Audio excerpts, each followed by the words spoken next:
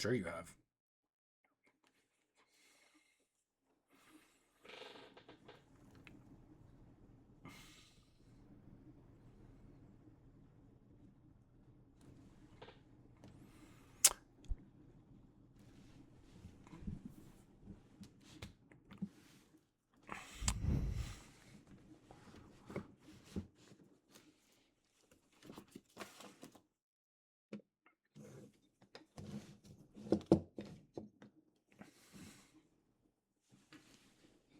Yeah, I feel like we got to do it like that. Okay. Nobody's here. Boom.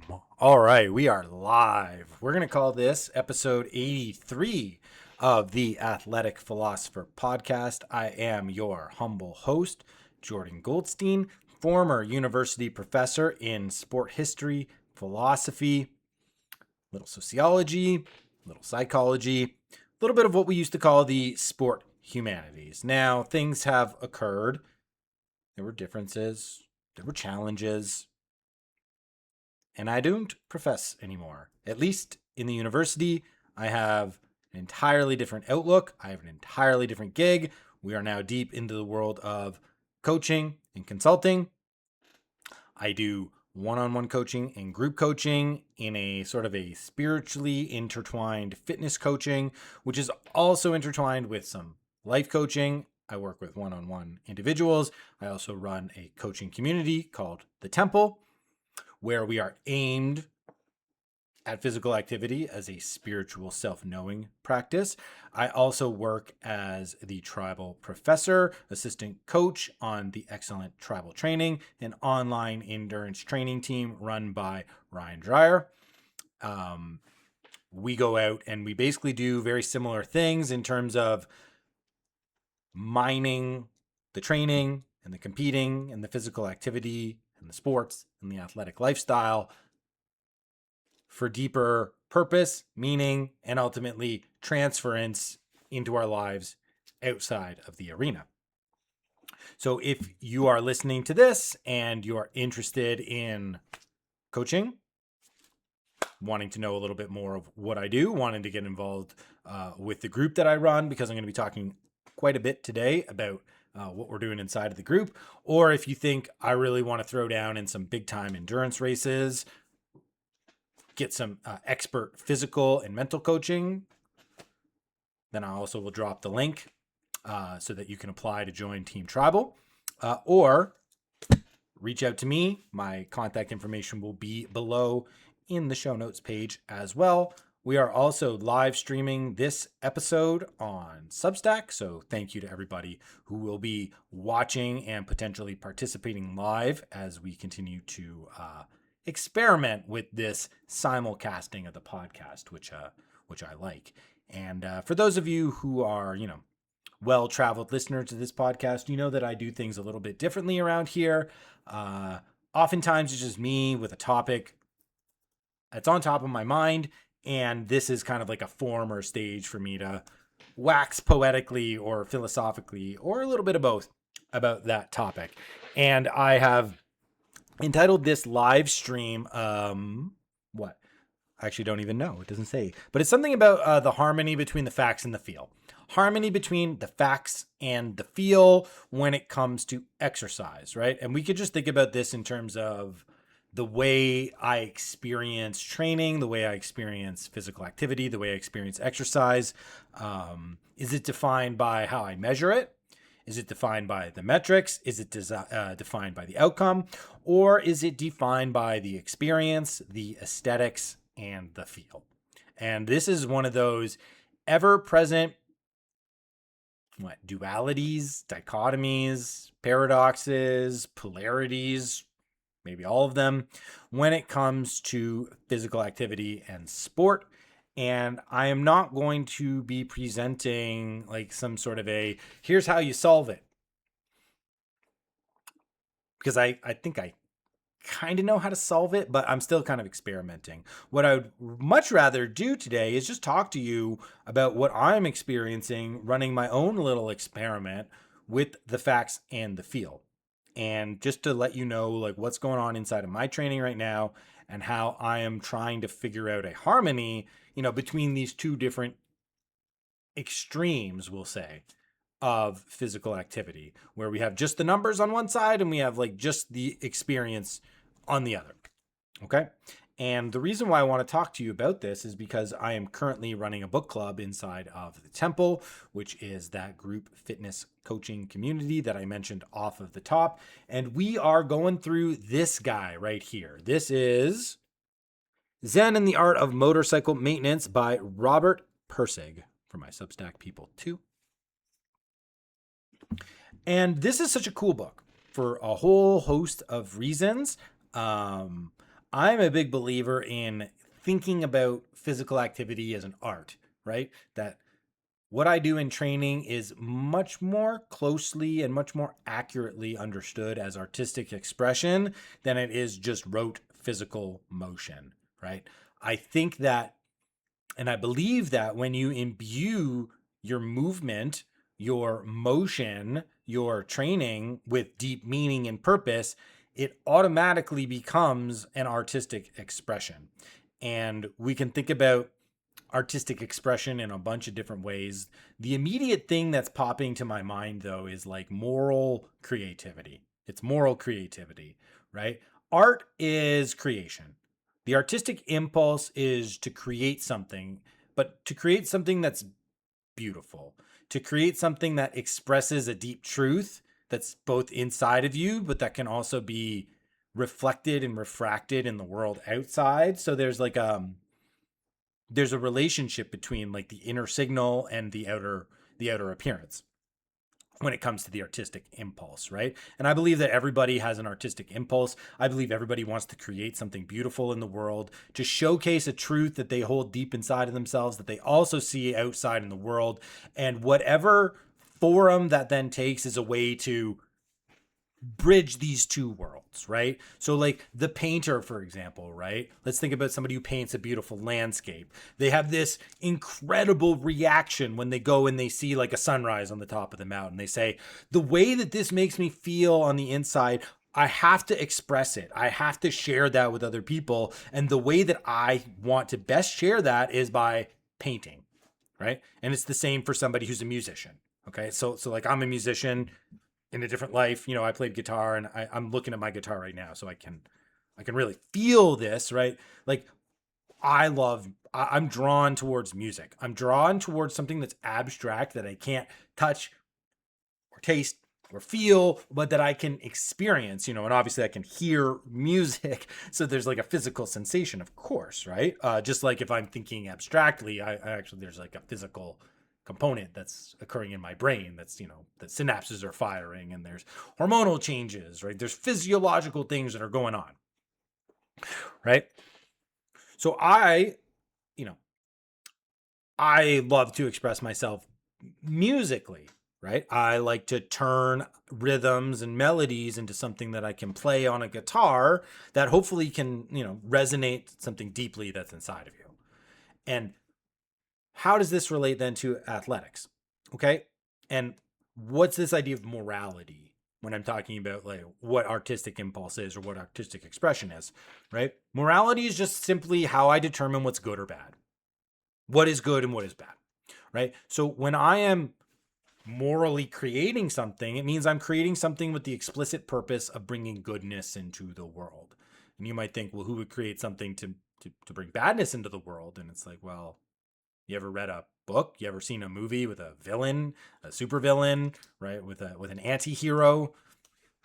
The destruction drive is just as strong as the creation drive inside of us, right? So moral creation is something that brings goodness into the world, right? It's me creating something in order to perpetuate goodness, to spread goodness. And now we all have different definitions of what goodness is, and I'm not getting into that today. But when I'm talking about like physical activity and sport as an artistic expression, that's what I mean. I mean that this is a way for you to translate a deep truth that you feel in a form that other people can resonate with and that you can actually communicate with them too, right? This is why when we are watching an elite athlete perform first thing that's popping into my mind right now is Lionel Messi, who many believe, I think correctly, is the greatest, footballer, the greatest soccer players ever lived. Guy just scored his first hat trick ever in the World Cup yesterday. Right, he's playing his fifth World Cup. When we watch Messi, like deke through defenders and have incredible footwork and hit one of his patented strikes, we're like, that's an artist. Like, that's an artist at work. And that's him bringing goodness into the world. All right, so what's the philosophy then behind this? This is all rooted in an Aristotelian understanding of morality, of what is good and what is bad. How do we determine what is good? How do we determine what is bad? So if I want to create something in the world, how do I ensure that what I'm creating is related to moral goodness? Aristotle gives us an incredible framework to allow us to effectively turn anything into a moral activity, and it requires just two things. So number one, internal motivation. It is a good thing when I am doing it solely because I desire to do it. That there is no external reason. There is no status reward. There is no material reward, right? It's not me looking for ego. It's not me having a vanity play. It's not me just looking to win a prize, but I'm just doing it because I am compelled to do it. I believe it is the right thing. I believe it is the necessary thing. So if I have that internal impulse, I'm halfway there when it comes to any activity being a morally good activity. What is the second component to this? The second component is merging yourself with the nature of the activity. So whatever that activity is, I have to understand it. I have to get inside of that activity, and I have to blend my moral impulse with the nature of whatever that is. And if I can successfully do that, well, then anything I do can be moral. So now we're getting this really nice wide sketch of artistic creation. And artistic creation can be morally good in an almost innumerable amount of situations and contexts. Because there's so many different things that I can be doing. And as long as I'm bringing this internal motivation, well, then my outcome is necessarily going to then become moral. That's Aristotle's argument. You can buy it, you can sell it, doesn't matter. I buy it. And here's how it's going to work, melding with this book, melding with this idea of the facts and the feel, right? Because if I want my physical activity, if I want my training and my competing to be genuine artistic expressions of self, well, then I've got the internal motivation parts. Like, I like training, I like competing, I like what it does to me, I like what it brings out in me, I like that it brings out what I consider to be a better version of myself, and it alerts me to the gaps that better version has, so I can become an even better version. And as much as it's nice to hit PRs, it's even better to like become a better version of yourself as a dad, right? As a husband, as a coach. That's more important. And the training brings that part of me out. So I bring a lot of internal motivation already. Okay. But what's the nature of the activity? What is the nature of sport? Oh, now this is like really tricky, right? Because if we want activity to be a place of, say, subjective meaning and subjective value, good and bad, it's really hard to make universal declarations on what's good and what's bad. I think I've quipped before in another podcast that there may like only be 5 things, maybe only 10 things that are universally good or universally bad. And there's still some cultures that wouldn't agree to that. Like, there's not many cultures in the world that would say murder is wrong, but then what is murder? That then becomes like a little bit of a nebulous concept. So is there like a thing of ethics? Is there universal good? Is there universal bad? Well, that's a different topic. We're not going to dive into that today. So we want this area of subjective meaning because we want to be able to bring our value structure and our value system into it. Like if it's going to be meaningful to me and it's going to be powered by internal motivation, well, then it's got to be related to things that I think are valuable. It can't be related to things I think have little worth or aren't justified by tremendous sacrifices. Would be another way to think about it. So then what's the nature of athletics? What is the nature of sport? Well, I'm giving you an Aristotelian understanding of morality. I'm also a historian, and a historian would ask the question, okay, if I want to figure out what the nature of sports is, I got to figure out their genesis. Where did they come from? Who were the people that created them? What did they think? What did they think about athletics? And it's not a coincidence that it's the classical Greeks. They're the ones who gave us the athletics. They did not give us physical contests. Those are universals. Those are human universals. Every culture, anywhere in the world, will have a physical contest. But what are athletics? That is competition, physical competition for the sake of physical competition without utility. It's competition just to see who can run the fastest. And the person that runs the fastest then doesn't become like the leader of the tribe. Good example of this would be like the Jubilee run of the ancient pharaohs. So there was a point, I think it's the Middle Kingdom. I have this all written down in an ebook somewhere. This is all off the dome. So please forgive me if I don't get a little bit of a historical tidbit right or wrong.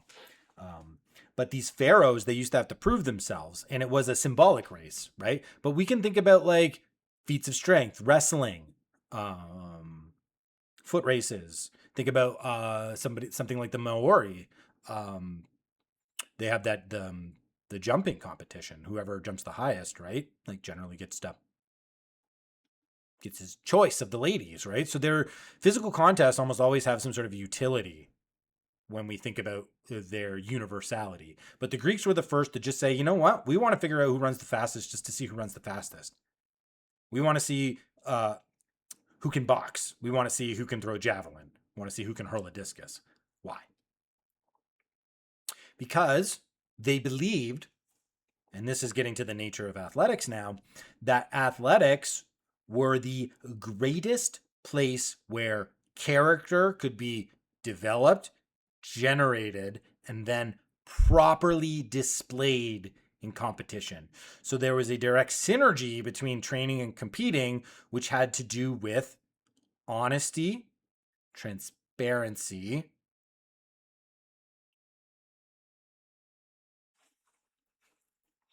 and a willingness to sacrifice in order to obtain the truth.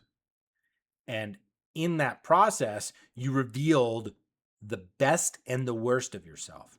So the nature of athletics, as I understand it, as somebody who used to profess about these things, is that it is a moral arena. It is an arena of character development. It is a place to know about yourself, to expose gaps about yourself, see yourself closing the gaps, and then go back to the start line right after you finish. The ancient Greeks, they cared about victory, but the moment it was over, they cared very little about victory. And it's symbolized in the, and I think I even have a podcast on this. If I remember, I'll do show notes. I'll put in the show notes. But like the olive crown wilts in a day. So you win at the Olympics, the most prestigious of all the athletic festivals, which in and of themselves were religious festivals dedicated to Zeus. Athletics are spiritual in their nature and their creation. So it makes sense that their nature is spiritual self-knowing. Their nature is spiritual self-knowing. Okay. But what is the operation? What's the operation? Well, it's a contest. It's a game. It's a series of activities and motions with clearly defined boundaries and clearly defined rules and clearly defined modes of conduct. And most importantly, clearly defined ways to measure the outcome. So maybe there's a dual nature. Maybe there's a dual element to athletics and physical competition that at one relates to this subjective value, this becoming of self, this development, generation, and presentation of character on one hand, and on the second, the necessity to measure it in order to know it. Because training, how do I know the veracity? How do I know the truth of my training if I'm not subjecting myself to some element of measure, to some metric, to some element of fact, right? If I'm looking to find out the truth about myself, I have to correlate the truth of myself with the truth that's out in the world. Otherwise, I'm lying. Otherwise, it's all subjective. And we don't live in a world that's all subjective. We live in a world that is harmonized between the subjective and the objective. So that's sports. And I've often made this analogy, and I've often made this image. And I think once you see it, it's one of those things it's really hard to unsee. Think about the yin and the yang, the most true symbol that humanity has ever created. Sport is the line in between the black and the white. It's the squiggle. It's the mediator between these two polarities of experience, between these polarities of reality, of the subjective and the objective. So then the nature of athletics would seemingly point us towards harmonizing what I title this? Facts in the feel. And if I can do that with internal motivation, well, then my expression becomes artistic, because it's the creation of goodness through a willingness to subject myself towards the truth and merge the inner signal with the outer reality, just like all good artists do. Just like all good artists do. So, conceptually now, I think we're standing in a decent spot to just drive right home into what I've been doing in my training and how I've been thinking about my training. Because to be frank, I haven't changed much in my training. My training is pretty similar. It's pretty consistent throughout the year. I love to run. I love to run in nature. I love to run long in nature 1 day a week, and everything else kind of gets fit around that. I call it the sacred effort. Everything gets fit around that. So if I'm running long on Saturday morning, guess what I'm not doing on Friday? I'm not burning myself up in training. And guess what I'm not doing on Sunday either? I'm not burning myself up in training, right? And I'm a busy dad, I'm a husband, I'm a coach, I'm a stay-at-home dad. So like during the week, it's all about fitting in 20 minutes here, 30 minutes there, 45 minutes here, whatever I can get. And so my process is almost always the same when it comes to training. And for me, it's a feel thing. I'm big into the feel because as an artist, I want that subjective value to be, the primary mover. That to me is the signal that I am actually responding to internal motivation, is that I'm allowing my subjective value to be the primary motor, to be the primary driver. But this leads to a lack of harmony with the other side, which is the facts. And while I do record my workouts, I don't record all of them. And I don't really care too much about the metrics. Like, I don't want to be slower, but I don't need to be super fast, right? I like to be able to go longer, but I don't need to go as long as you think I need to go, right? These are all sort of internally modifiable variables when it comes to my training. But you can't ignore the facts. And this is why this book, the Pirsig book, right, Zen and the Art of Motorcycle Maintenance, is such a really cool book study to be doing in a cohort of amateur adult athletes who are looking to use athletics as a spiritual self-knowing tool. And this cohort that I put together, it's specifically on the art and the craft. It's the art and the craft of athletics. Because if we are utilizing athletics as our spiritual self-knowing tool, then my outcomes become artistic expressions. And they cannot become artistic expressions if I omit the numbers. If I omit the metrics, if I omit the measures, well, then I've failed to blend my internal desire and my internal motivation with the nature of the activity, because athletics requires measurement. Otherwise, there is no meaning. There is no meaning in athletics if there's not a measurement. If it's not a 100-meter dash, it's chaos. Okay. If it's not 3 dribbles and then travel, it's chaos, even though basketball, they don't do that. But you know what I mean, right? Without the boundaries, without the rules, we don't have a meaningful arena of play. We can't actually play without boundaries and rules. And the play is what gives the impulse for the artistic expression and the artistic creation. Okay.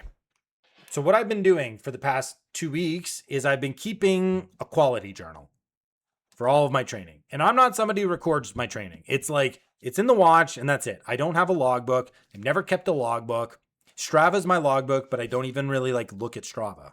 Or it's more just like there. So this is like really the first time that I ever dedicated myself to like daily journaling about exercise, actually daily journaling of almost any kind, because I'm not a big journaler. It works for some people. Haven't found a way in which it works for me. Although the way that I'm about to describe, I think could provide that in the future. And I'll let you know what I'm thinking about. But I started this as a challenge, right? Because we're reading this book, and one of the key components of this book, yeah, hearts, baby, let's go. Hearts, hearts, hearts. I know who's giving me all the hearts. Let's go. More hearts, more love. You rule, bro. You rule. I'm literally going to run in the mud right after this. I need all the hearts I can get, team. I need all the hearts I can get. One of the cool elements about this book, and I won't spoil it in terms of like one of the big arguments, but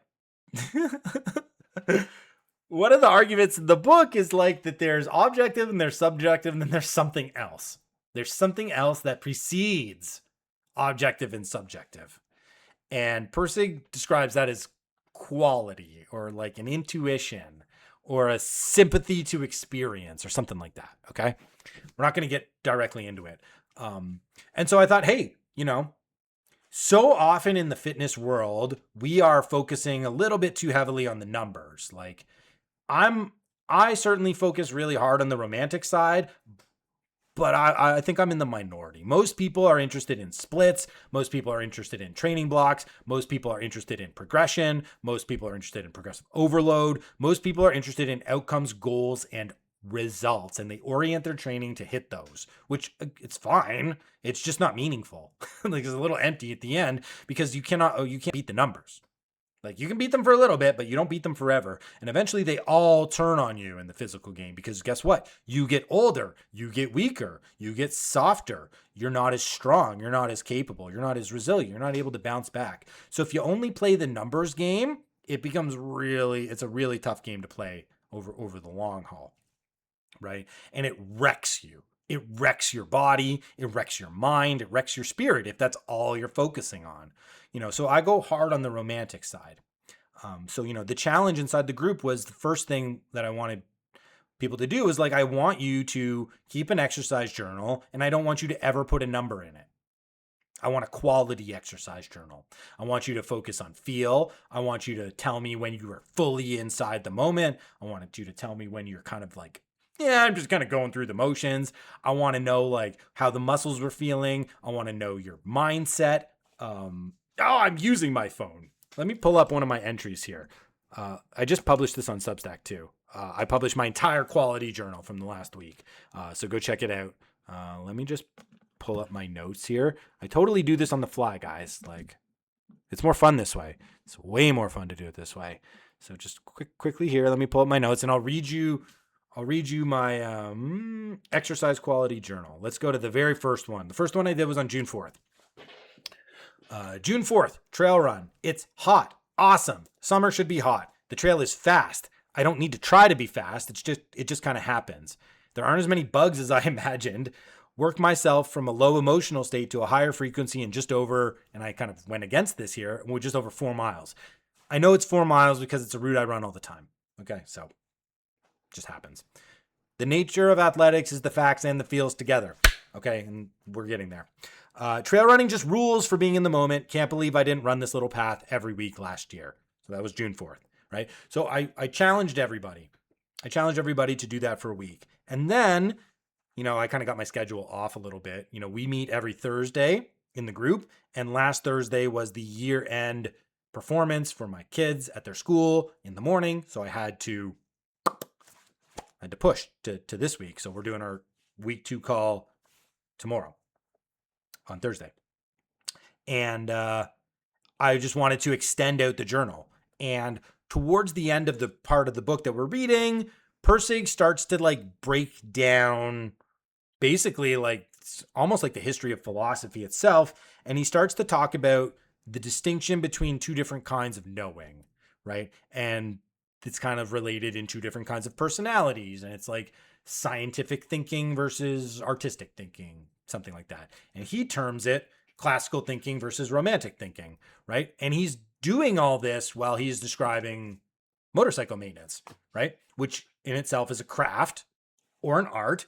And if we go back to what I was talking about earlier about, Aristotelian morality blowing open the possibility of what we can consider art, tinkering on a motorcycle and tinkering in the gym, they become the same thing. They become the same kind of activity because they're both artistic expressions of self that are being mediated through yourself, but subjected to the realities of the world, right? So if you're working on a motorcycle and you're like going by the feel of it and you think you're doing a good job, but your motorcycle doesn't run, like you're kind of in trouble. Just like if I am feeling like I'm doing good in my training and say like I'm getting better at running and then I go out and I can't run a 5K at all, something is wrong with my training. So there's always this back and forth between the internal and the external when it comes to what's true and what's not true.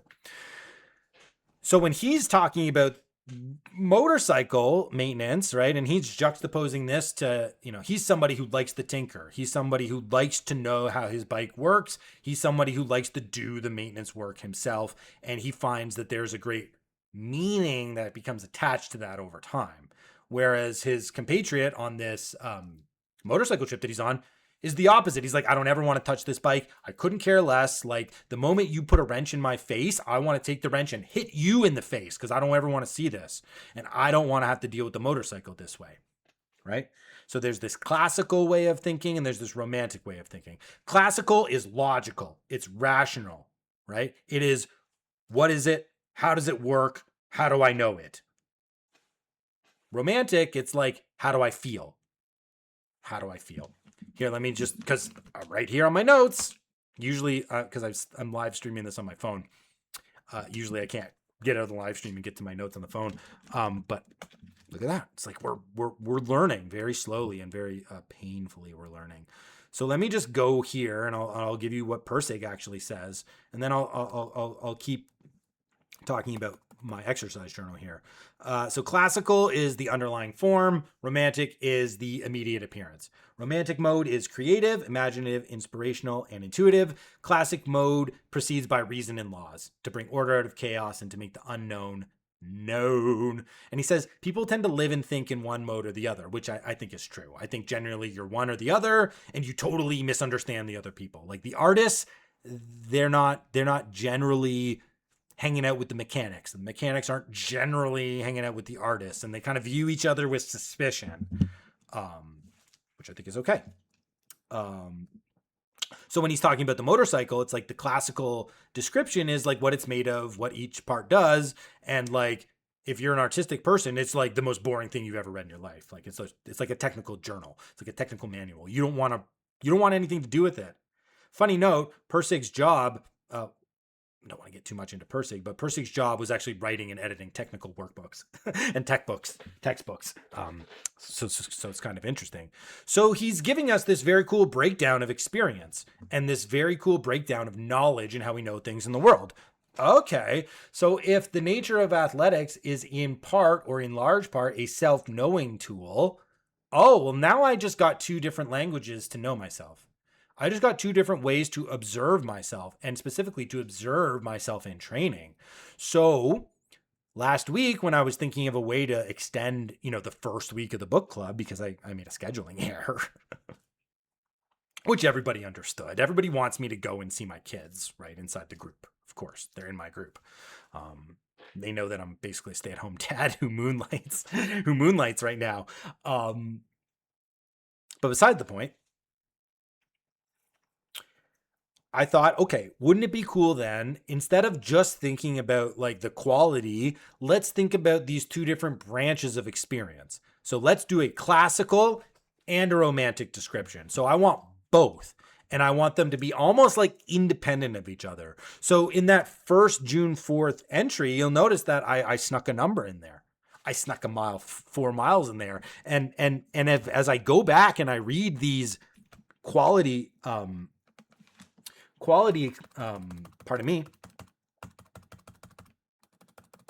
experiences, they're kind of blended. They're not truly experiential. June 5th, even the way I describe this, 20-minute bodyweight EMOM, classical. June 6th, beach half marathon, 10-mile mark, 13.1. Calisthenics, this was not so bad. June 7th, Lily 5K. Lillian's first consecutive 5K, only taking short walking breaks for water. Had to run 70% in the open sun, very hot. She did great by running at the end and never quitting on the goal. All my ultramarathon knowledge was needed. Best coaching king in the world. She's going to crush the 5K on July 4th. Yeah, that's a little bit quality. That's a little bit experiential and feel, but there's a mix. So the brain is naturally trying to like fit these two things together, no matter what I'm trying to do, because that's the nature of athletics. It's like, it's impossible. It's impossible for me to talk about the experience and the feel and the meaning of athletics without talking about the numbers. It's not, I can't do it. I can't separate them. And so this was a really cool reflection and revelation. It's like, oh my gosh, the mind has to have numbers to fix meaning. It has to have outcomes to fix meaning. And funny enough, it's during swimming that I'm actually thinking about this stuff, because my goal right now in swimming is to try and eliminate numbers. It's so crazy. It's one of the hardest things I've ever had to do in training, and I love this challenge. I'm getting pretty good at it, but this is like kind of like the thing. So in swimming, what I've been doing for the past year is to simply try to swim for an hour. So again, there's your classical inside of the definition, inside of the box, inside of the boundaries. So I want to swim for an hour. I want it to only be freestyle, and I want to get to a point where I can just start and then stop right at 60, and I'm not counting how many times I've gone back and forth. I'm not looking at a clock or looking at a watch to see how long I've gone for, how much do I have left. I'm not giving the brain anchors. I'm not giving it metric anchors in order to figure out what is going on inside of the activity. I'm just trying to be inside of swimming. I'm trying to figure out, what does it feel like for time to pass under the water? How do I have to then occupy the mind? What is the mind doing? And it's focusing on form and focusing far more on like the minute ways in which the body is interacting with the water and how I'm feeling as the session continues to move. But once I started this classical versus romantic split, which I did, let's see, it would probably have been last week, June 8th, 60-minute swim, road running. I can't even believe that I thought that this would be a quality journal entry. June 9th, road running. Wanted to try to run 7:15, 7:30 pace. Classic. 6:35, 6:40 range, final 200 meters. The brain is forcing numbers in. Okay, so June 11th, morning trail run. So this was last week. Okay. This is when I first started the classic versus romantic, and I failed so bad at this classic description the first time. This is a real learning moment for me. Classic: trail shoes, running socks, running shorts, old running shirt, new running hat, lots of mud, fallen branches, hard to stride, shorter cadence, low heart rate target, mission achieved. That's not classic enough. June 12th, though, I'm starting to get it. I'm starting to figure it out. Classic: 20 minutes with a 15-pound steel mace. 5 reps of opening flow each side, which includes a squat, a lateral squat pull, and then an aim. Or a lateral squat and then a pull and aim. And I don't even think that's what it's called. this is one of the reasons I'm not a big fan of classical descriptions, because I don't actually know what I'm doing operationally. I don't know the name of the exercises that I do. I don't know the muscles that I'm working. I have a gap of knowledge. I lack knowledge. I lack the context to make the numbers fully meaningful.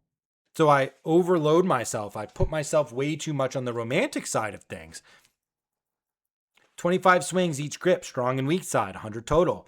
15 reverse lunge step ups with rotating mates, each of the 4 holds for 60 total. 50 bent over row pulls, 10 RDLs, 15 bent over row superset, strong and weak side, times 2. 20 lat push up and pull down, strong and weak side. That's much closer to a classical definition. Somebody who's like really interested in exercises, reps, sets, progressions is going to look at that list and think, oh, that's really cool. Somebody like Lee looks at that and thinks, it's boring. I don't want to read that crap. But this is self-knowing. Now I'm starting to recognize something about myself. I'm starting to see, oh my gosh, there's a little bit of a gap in the way that I'm talking about this stuff. There's a gap in my holistic understanding of the value and the meaning of this exercise. I am losing the meaning of the facts. I'm omitting the value of the facts. I am shortchanging. I am minimizing. I am limiting the metrics. I don't need to be ruled by them, but I'm not giving them their proper credit. I'm not giving them the proper respect. This is now becoming so obvious when I am forcing myself to write this stuff down and to think about them as two independent yet conjoined elements of the same thing. So the facts exist outside the feelings exist outside the facts, but in order for either of them to make sense, they have to be conjoined together. You know, little aside, I'm doing a lot of this hand stuff. I always do the hand stuff. I used to do this. I used to say 2, 1. I don't do that anymore because it's not about the facts and the feeling merging into one thing and then aligning up. It's about them joining together and moving together. So even in the way my hands move shows you the way in which my mind has evolved on some of this stuff. Right? And so forcing myself to describe things classically and romantically, it's opening myself up to respecting the totality of the artistic expression of physical activity. And this is one of the things that Pirsig really wants to accomplish in this book, is he wants the people who are on one side or the other to stop misunderstanding each other. And he wants them to be able to see the value in each mode of thinking, in each mode of living. That's one of the elements. That's one of the elements, right? And let me get to this swim. Which I did on Monday, which is, what's Monday? June 15th. Okay, so here's the classic. Here's June 15th, 60-minute swim. Classic. 3,025 meters. 1 hour, 1 minute, 28 seconds. Freestyle. Outdoor lap pool. Swim jammers and swim cap. Sunglasses, tint, swim goggles. Or sunglass tint swim goggles. That's the classical definition. But what was really cool is that I made it the furthest I've ever gone without looking at the watch or looking at a clock. I swam 53 minutes freestyle. 53 minutes freestyle without counting how many times I went back and forth or without looking at a watch to see how long I'd been underwater. That's crazy hard, guys. That's not an easy thing to do. I challenge you. If you go to the pool, try this. Set a time limit. Say, I want it to be 20 minutes. I want it to be 30 minutes. Whatever it is that's good for you. I'm doing 60 minutes because I'm training for Ironman this year. I did the 70.3 already in Chattanooga, which is a less than an hour swim. And I'll be doing the 2.4 mile swim in the ocean in Florida in November, which will be longer than that, but it's broken up. It's 1.2 miles. And then you get on the beach and you shuttle back. So it's like I think about it like 2 40-minute swims as opposed to like 1 hour and 20-minute long swim, because that's more appropriate. And anybody who's been in the pool knows that how important is it when you get the touch of the wall? It's like relief. It's like relief. So if I'm able to get out of the water that's the end of that one swim, and I get to do a second one. So if I can get comfortable swimming for an hour without any cues whatsoever, and just me moving and figuring out ways for my brain to stay occupied and for me to be focused in on what I'm doing, I'm going to be really good out in the open water where I've got a pier, right? Where I have anchors, where my mind can actually affix itself to goals and I can see the progress getting made, right? So I'm going to have way better psychology in the race than I do in the pool, where I'm trying to actively sabotage my psychology by not giving myself anchor points and not giving myself objective measures of progress. But here's the really cool realization. Here's the real cool realization. And there's a tangent about time in general here, which I'll probably just throw in because why not? It's a philosophy pod. Even when I do my best to eliminate that, the brain forces it. And it forces it when it gets challenged. So it's real easy in the first 10 minutes or whatever. Oh, I'm just swimming. It's great. I feel good. But all of a sudden, it's well, what happens? It's the moment that you start to sink out of the flow of the motion, your brain starts forcing metrics into it. So it's I bet it's been 5 minutes. I feel like it's been about 10. How many times have I touched the wall? And here's the really weird thing that happens. When I am actually trying to stop myself from looking at the watch, you know what my brain starts doing? It starts putting metrics in there. It says, don't look at the watch. Hit the wall 10 more times. Hit the wall 10 more times before you look at the watch. And it's oh my gosh, dude, what are you doing here? You're using metrics to avoid you from seeing metrics. And it works. That works, but there's a giant irony there. There's a giant irony. And to me, this is the really cool realization that I'm discovering right now in between the facts and the feel. It's you want to take one away? Good luck. You can't. You can't take one away. You can't take one away. You can't take the numbers away, but you also can't take the subjective value away. And I already knew that. That's my whole thing is the subjective value is so important. It's so valuable, but it tilted me to undervaluing the veracity and the meaning of the numbers. And this is one of the things that Pirsig in the first part of the book, part 1, which is the part that we were reading, I think is a really important component, which is he's telling people who maybe are against technology or who have a little bit of a beef against science, for example, scientific modes of thinking, rationality, logic, those types of things, against feel. He says, you don't appreciate that this is not just that this is unfeeling and unthinking. It's just a different mode. It's a different mode of feeling. It's a different understanding of the world. And it's not devoid of meaning. It's just meaning that is wrapped up in a different package. And that really hit me hard. I've read this book a couple times and it never clicked because I was never doing it with the purposeful intention of seeing how it mapped onto training in this artistic navigating between the facts and the feel kind of a way, which is what we're doing inside the cohort. And all this stuff is just clicking. And it's real inside of my training, and so real that it's I'm actually feeling it inside of these efforts, directly inside of these efforts.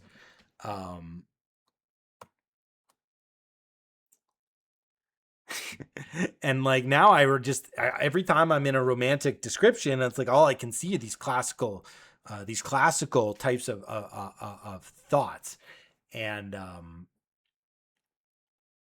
it's just really profound to me that no matter what you try to do to get away from one side or the other, it's impossible. And so maybe that's the revelation.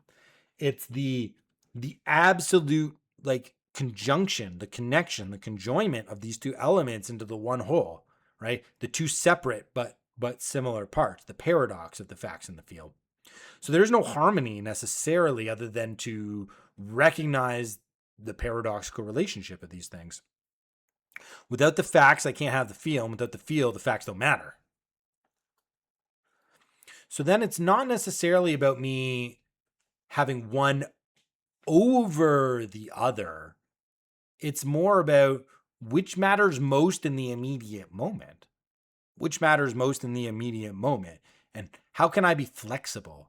How can I be open to seeing and feeling and experiencing the truth of both of these extremes or both of these polarities and recognizing which one may be more prime than another? So, what it's doing for me in my training is it's just allowing me to be a little bit more attached to the numbers without feeling that they are the meaningful part of the experience, but rather that they are a component of the meaning themselves. And the meaning can be good or it can be bad, depending on if I like the numbers or if I don't like the numbers. But to eliminate the numbers from the meaning, it's futile. If you try, the brain is going to do it anyways, which is neat. And this gives me a thought. I'll go back to that thought on time and then I'll wrap this guy up because I got to go run in the rain. Got to go run in the mud. And it's Library Wednesday, so we're going to go pick up the kids and we're going to go to the library. Winning. Big time winning. Go to the library more often, everybody. Way more often. Libraries are great. Go there. You know, this gets me thinking about time itself, right? Like there was this it was I think it was on the Rogan podcast, but there's this physicist and it was definitely on the Rogan podcast. There's a clip and it was like, what is time? It's like, we actually don't know what time is. Like, what is time? I think time is does time exist outside of myself? Probably. But I think a better way to think about time is like the mind creates time in order to create meaning for existence. Because without time, without any kind of a measurement or understanding of time, then like, how is there any meaning to my life? And there's different conceptions of time throughout different cultures in the world, but everybody has to create a conception of time in order to make meaning out of their experience. I believe it was a couple months ago or maybe last year, but that there was this, I forget if she was a linguist or if she was a philosopher, but she was from Africa. And she was explaining how in Africa, a lot of the tribes, they don't have a concept of the future. The future is not a thing. Their concept of time doesn't include the future. It's just there's the past and the immediate present. And then once the immediate present is over, it goes into the past. But there's not necessarily a projection on out into the future. So it's just so funny because it's like when I'm in the pool and I'm trying to devoid myself of time, the brain won't let me. The brain forces time into the equation. It makes time. And it may not make time in terms of like the watch, but it won't make time. One of the ways that I know time is like when do I feel the urge to go to the bathroom? Because I'm hydrating a lot. And generally like before exercise, and if I'm really hydrated, it's like, because I know this because I run and all these things, it's like usually 25, 35, 40 minutes. So it's like if I'm swimming and I'm trying not to calibrate myself to time and all of a sudden I get that, oh man, I think I got to go pee. I'm like, that's about 40 minutes. Like, we're about 40 minutes in. Or I'll look at the person that's next to me and then think, okay, so I jumped in, they were here, they're gone. They're probably only here for 30 minutes. Maybe they, if I jumped in at 9:45, maybe they got in 9:30. So maybe it's like 10:15. Like I'm trying to figure this stuff out under the water, right? As I am consciously trying to strip myself of time, subconsciously my mind is saying time. Okay. So what does all this mean? Well, number one, I never promise conclusions on this podcast. Never. If anything, the best conclusion is 1,000 more questions. So hopefully you've got like a bajillion questions on your brain, because I have like 1,000 more that have just been unlocked through this monologue. So thanks for listening, and I hope you do have questions. If you do, shoot them my way. It's a future podcast. But I think like upon reflection, how can we utilize this? How can we utilize this to be way more in tune with what's really happening with the training? So if training is a spiritual self-knowing tool, it's very important for me to be able to explain that knowledge in multiple different languages. So I need the romantic, I need the classical, and I need the merged version. I actually need all of it. I need just the operational, just the logical, just the rational, just the measured. I need just the phenomenological, just the feeling, just the experience. And then the beauty of athletics is how they merge together. That's the nature of the athletics. That's the line between the yin and the yang. And it's something that I've known, it's something that I've talked about, and it's something that I've internalized and embodied, but something about the daily ritual of writing it out in both languages is giving me a tremendous amount of insight and a tremendous amount of knowledge about myself. And I'm seeing this playing out in so many other areas. And it's not necessarily good knowledge either. It's like, oh man, if I've focused way too much on the romantics, on the feel, on the experience, well, that means I'm neglecting the logic, the operation, the calculation, the construction, the structure.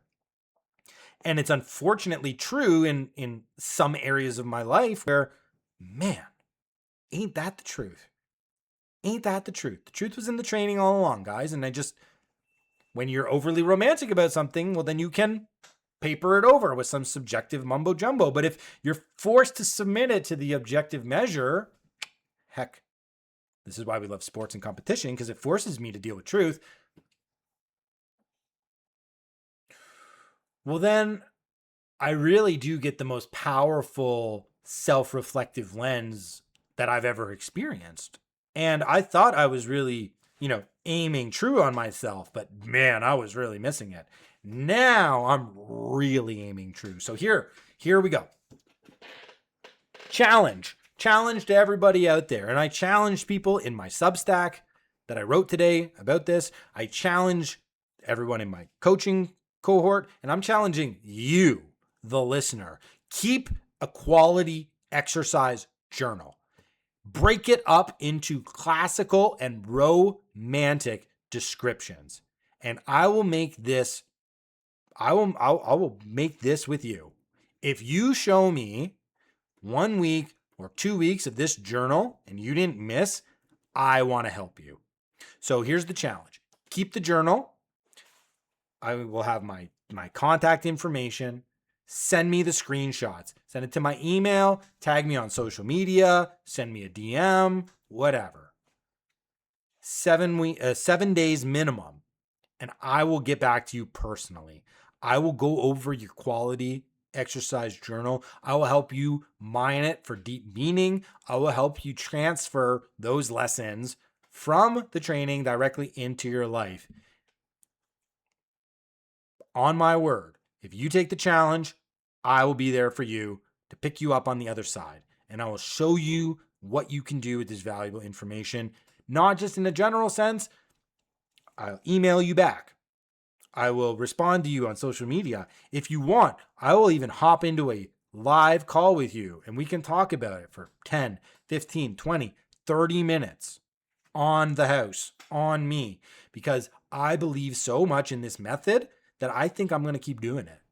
I want to see how long I can take this, because this, like, forcing myself to talk about my training in 2 different languages is giving me the proper holistic perspective on what it's truly meaning to me and how it really is opening myself up to more self-knowing, more honest self-evaluation, and then ultimately, like, self-transcendence, self-improvement, self-betterment, the improving of my character. Oh, just like the ancient Greeks wanted me to do, just as is the nature of athletics. Full circle, semicircle, parabola, bell curve, it's some kind of a shape, but we're here. We're at the end. Thank you very much for coming along on this, I will say, kind of a wacky episode. I do like these off the dome, just esoteric, but always grounded, because we're doing the training. Like, you can check my Strava, guys. I ain't lying about the training. It's there. But I think that this way of understanding 2 different languages, 2 different knowledges, harmoniously intertwined in one activity, morally impulsed internally driven. Holy moly, guys, you're going to figure out so much about yourselves. Like, I promise you. And if you don't believe me, we'll prove me wrong then. Do the challenge and show me that there is nothing more to learn. How about that? Prove me wrong, guys. I don't think it'll work, but I'm open to be wrong. Always. So thank you for listening. Definitely take on that challenge. If you want to get in contact with me, because this is the kind of work that I do one-on-one. Clearly, I talked a lot about the group that I'm running. Interested in that. We do similar stuff on Team Tribal as well for the more serious endurance athlete. All the stuff is in there in the show notes. Thank you for everybody on Substack. All the hearts, heart. And we'll be back again with another episode soon. Peace and love.